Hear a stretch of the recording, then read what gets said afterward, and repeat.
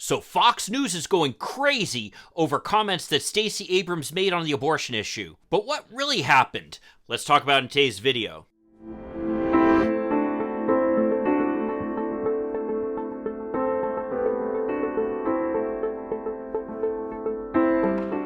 Hi, I'm Mike Greiner. I'm a lifelong Democratic activist who's concerned about the direction our country is taking. I'm also a lawyer and an academic, and I'm here to help you stand up to the BS of the MAGA crowd. So we shouldn't be surprised anymore when Fox News attacks Democrats, and boy did they do so against Stacey Abrams, the person who should have been, by all rights, governor of Georgia after the last election, and who my hope is will be the governor of Georgia after this upcoming election. Let's check out this video. Well, we begin with something you likely won't believe, but we have the audio to prove it. Stunning comments from far-left gubernatorial candidate Stacey Abrams that may seriously hurt her already struggling campaign. New video just emerged of Abrams speaking about abortion at an event at Morehouse College where she claims fetal heartbeats are, get this, manufactured. There is no such thing as a heartbeat at 6 weeks. It is a manufactured sound designed to convince people that men have the right to take control of a woman's body. Well, great today. We have Dr. Nicole Saphier. I wasn't aware that there was a conspiratorial plot among the medical industry, among doctors, OBGYNs, medical technicians. Okay, now wait. Fox News cannot say they were not aware of some conspiratorial plot. Anytime you want a conspiratorial plot, go to Fox News. Let's keep watching. Nurses, of which you are a part, presumably, because you are a doctor, where heartbeats are manufactured and what we're giving patients audio files of heartbeats when they go into their prenatal appointments. She didn't say that anything was manufactured. Let's keep watching. Say, this is absurd, it's conspiratorial, and I hope we hear Democrats condemn this. Well, I'm waiting to see what's going to happen on social media. I'm still waiting for Republicans to condemn Donald Trump's big lie with his conspiracies that have been proven again and again not to have happened. Let's keep watching. For those warning signs for misinformation labeling, because this was a flat-out lie. And facts matter, especially when you're talking to people and especially when, you're in politics and you're wanting people's votes. Okay. Now let's talk about this, because I actually looked up this issue. I did something called research, which apparently they don't do on Fox News, and I found some interesting points. Essentially, what we hear when we hear what's called the fetal heartbeat as early as 5 or 6 weeks into a pregnancy is basically just a group of cells that are starting to move. Do some of these cells develop into the heart eventually? Yes. But this gets down to this ongoing debate that we have as to when exactly does life begin? I mean, based upon what I'm seeing from the pro-life crowd, anytime somebody masturbates and gets sperm on the floor, well, that's potential life that has just been killed. So obviously it needs to be outlawed, right? But you don't hear them talking about that because that somehow infringes on the rights of men. And we're not interested in doing that. No, I think what Stacey Abrams was making a point about was, number one, she's accurate about the fact that there is no fully formed heart by any stretch of the imagination at 5 weeks. And to call it a fetal heartbeat is really a misnomer, because we're talking about some cells that might eventually develop into a heart, making certain noise. Now, part of the reason that as a society we make a big deal out of this is to get people excited about having the baby. I think that is the context that Stacey Abrams is talking about here. And I think, frankly, she's right on target with that. Let's keep watching. Fortunately, people are going to believe what she has to say, but I'm going to just deliver the truth and point out her law is a complete lie. So at about 3 weeks after gestation or after conception, the cells of the heart, the myocardium, starts to rhythmically contract. So really, the heart... Okay, so she's saying the cells of the heart. Literally, these are cells. It's not a heart. These are cells that might develop into a heart at some point. This is not a heartbeat. These are just some cells that will eventually develop into something that are making some noise. Let's keep watching. Starts beating at 3 weeks. Yes, you can start seeing the heartbeat 5 to 6 weeks after conception on the...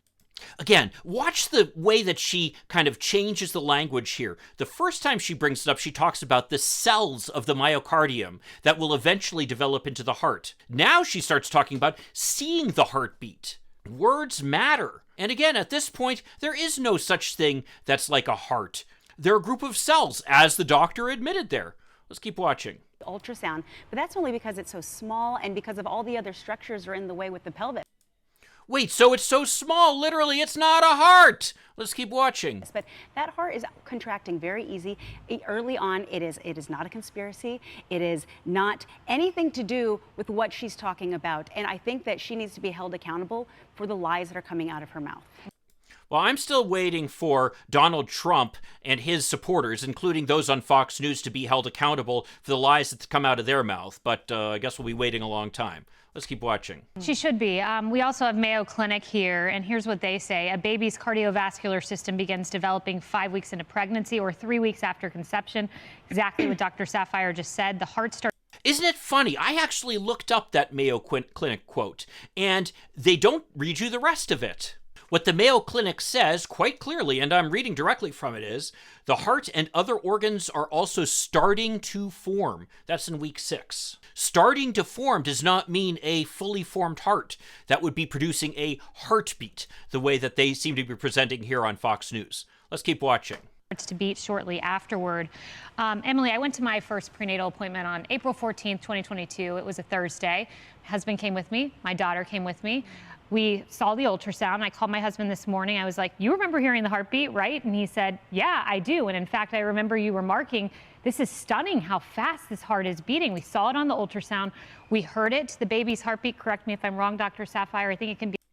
Yeah, it's stunning how fast it's beating because it's not a heart yet. And right there, we've just had the case made for exactly what Stacey Abrams was saying, which is that we use this thing, this noise that's created by cells that might eventually develop into a heart, and call it a fetal heartbeat to get the parents excited about having the child, making it harder for them to contemplate the fact that they might need to abort it for one reason or another. That is exactly what Stacey Abrams was talking about. Let's keep watching. Like 160 beats per minute. It is very quick.